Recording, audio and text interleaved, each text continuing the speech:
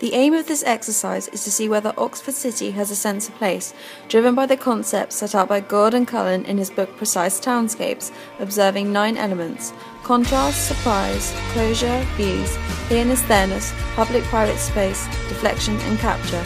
These will each be considered within the art of relationship to see whether drama is released in the city. The route begins on the T-junction between Mansfield Road and Holywell Street, heading east before turning right onto Longwall Road. Continuing south, this merges onto the High Street, directing across to Merton Street. Walking down, turn right heading north up King Edward Street, parallel to Oriel College, before turning left on Broad Street, finishing at the retail unit.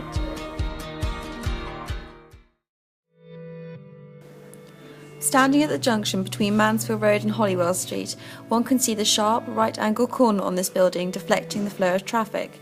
This sharp edge continues round the corner where the row of houses appear to move in a straight line towards the horizon, making Holywell Street feel wider emerging from Mansfield Road.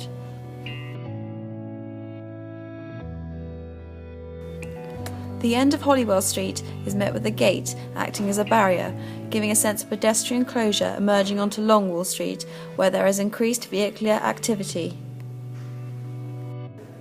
Walking down Longwall Street, there is a strong division between public and private space, made clear by the presence of the high stone wall on the left, acting as a guard to the Oxford University residents, with the public space defined by the wide boulevard with a symmetrical car parking structure lining the road. Emerging onto the High Street, looking across to Merton Street, there is an immediate sense of surprise. The building to the left of Merton has an overhanging edge on eye level, framing the building and enticing us into what may be round the corner. There are a series of layers projected on the edge of the Ruskin School of Fine Art, represented by the hedge and gate, defining this private space from the edge of the road. These features create a sense of closure and isolation, with the top edge of the windows being elevated above the gates, giving the buildings a sense of presence and intimidation.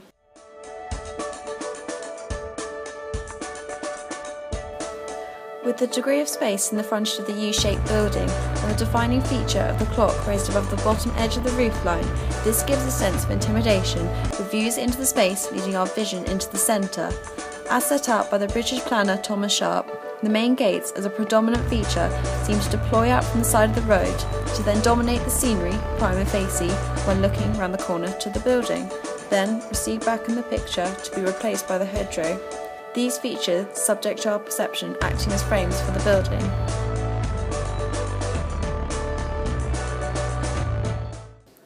Walking round the corner of Merton Street, one perceives immediate layers of straight edges, creating symmetry to the left side of the road, contrasting with the different textures, both on the ground and skyline, illustrated by the cobbles and also the trees overhanging the wall, also acting as a dominant natural element within the picture, before receding deeper into the picture and being replaced by the line of parked cars. Looking across to the right-hand side of the road, we visualise views in and out of the narrow gaps, framing the buildings behind them, presenting an element of understated capture, as illustrated by the image presenting the Oxford University Real Tennis Court, this historic sporting landmark framed by the narrow pillars. Directly facing the entrance of Merton College Chapel, the facade has different textured layers, creating a sense of here and there. Our eye is drawn beyond the dark tunnel and into the next other dark entrance beyond the gates. The intricacy and symmetry of the statues above the frame of the entrance and the sign outside the door make us come closer and admire the architecture displayed, before we are then drawn in further through the entrance with contrast in the change of light and space. The metal fencing lining the chapel creates a physical barrier to the building, allowing us to look into this calm, set-back space and see the arches and elevation of the tower, marking the highest peak on the street. Walking down to Christ Church College, the road texture has changed from cobbles, returning to concrete, signifying a change in the traffic flow and road width before approaching King Edward Street. Looking through the archway into the window of the building in the background illustrates a sense of infinity and creates a diversion in the change of direction, giving the option of exploring straight ahead rather than following the road right. At the end of Merton, leading onto King Edward Street, the road widens and there are a number of different spaces created for different uses. This area could be described as shared space due to the equal amount of vehicular and pedestrian activity. However, the wooden barriers at the end indicate a stopped traffic flow. There is a clear definition of public and private space, largely characterised by the high fencing and pillars, the car parking spaces and pedestrian walkway. An element of surprise is apparent when emerging onto the street, as we are immediately struck by the sunlight hitting the facade of the building, reflecting back. This contrasts with the darkness of the pillars and vegetation, which is hidden from the sunlight's beam.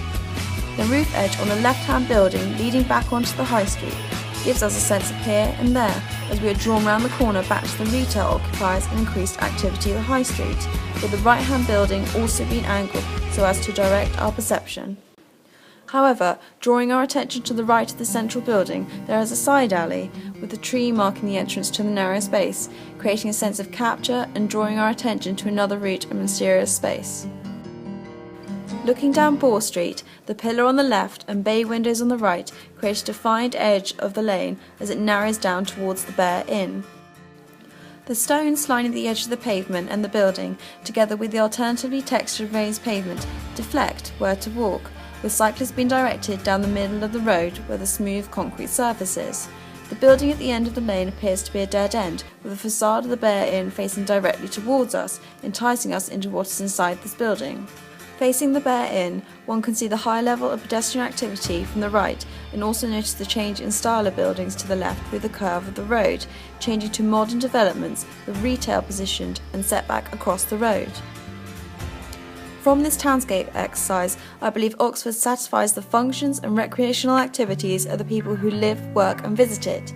In satisfying Gordon Cullins's requirements for a vibrant city, the buildings, including the Oxford colleges, spires and retail enterprises, are shown to act as pieces of art due to their position, structure, use of materials and presence within the streets. For these reasons, Oxford is shown to have a sense of place. Analysing the composition of the buildings in Oxford has been of particular interest, looking at the relationship between human activity and the different facades of the building. To input some critical commentary, the centre of Oxford round Cornmarket Street, where there is a high level of human activity, could be said to be lacking in vegetation and natural features. However, due to the mere vibrancy of the buildings and streets, this is not a deciding factor when considering Gordon Cullins's art of relationship, as the street structure and position of the buildings are shown to intrigue us into discovering Oxford's endless unturned corners.